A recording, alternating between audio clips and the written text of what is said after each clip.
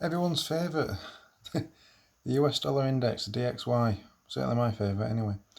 Right, I'm going to say it again, as I say it always. If in doubt, zoom out. You can see the long-term weekly trend of the dollar index. It's shaping up to be really interesting. We can see previously the US dollars had a spike up back in the early 2000s where the dot-com bubble was. Crashed down and it bottomed. it bottomed down here. And you can see on the date, if I just zoom in, that is 2008.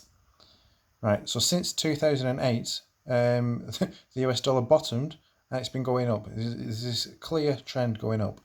Bearing in mind, it wasn't until after the GFC in 2008 that we started doing quantitative easing. So how quantitative easing is deflationary, so inflationary, and going to push for a weaker dollar, I'm not sure, because all it's done since we've done QE has gone up, as you can see.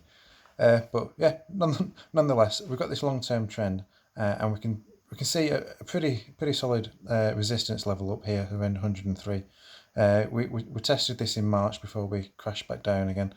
We've also tested it previously here, and if you're looking a bit closer, you can see it provided a bit of support at this period. There's resistance here, resistance here. You can zoom it again and find a resistance further down the line as well. So this is going to be your first initial target, is to get up to here. But where are we at the moment? Well, we're slightly higher than where we got a bit lower, which is a good indication. So effectively we've got a low and then a higher low, which is brilliant. And then it also sits above this support zone here, support resistance zone, where resistance here, resistance here, resistance here, support in the middle.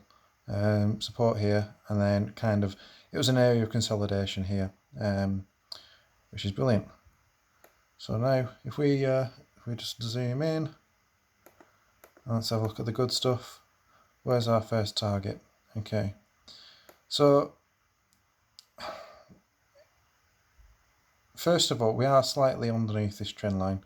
Whether that's because I've drawn it wrong or whether we are actually underneath it is one thing to think about. However, it's pretty reasonable to suspect that the next move is going to be up to here, at least to 103. I suspect it's probably going to go quite a lot higher than this. However, the time frame for that is at least a little bit debatable. It could be sort of around here, which we're looking by 2022, 2023.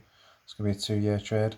But certainly in the long term, we've currently got the largest speculative short position in history on the US dollar. That's pretty. There's a lot of other videos on YouTube. Stephen Van Meter talks about it. Brent Johnson, he's been on Real Vision and a few other channels. Largest speculative short position, and at the moment we're still higher than what we were back in 2018. So, I mean, I think that's pretty self-explanatory where the dollar is probably going to go. And for as much as you may or may not like the United States, I mean, I'm English, I'm not the biggest fan. The US dollar is the reserve currency.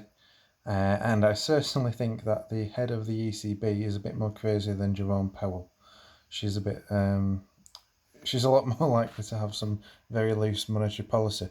And when you consider the fact that the DXY is just a bucket full of different currencies, even if they changed the Federal Reserve Act and they literally started printing out and handing free money, the ECB would just print out twice as much, give out twice as much, and they would print it off to go and exchange it for US dollars. So either way, it's going to go up relative to other currencies. It's just a case of how far it goes up. I suggest this is probably going to be once in a lifetime buying opportunity. I think we're probably going to see something very similar to this, where we put in a bottom and then just a very move up and then a short squeeze. But we'll have to see where it goes.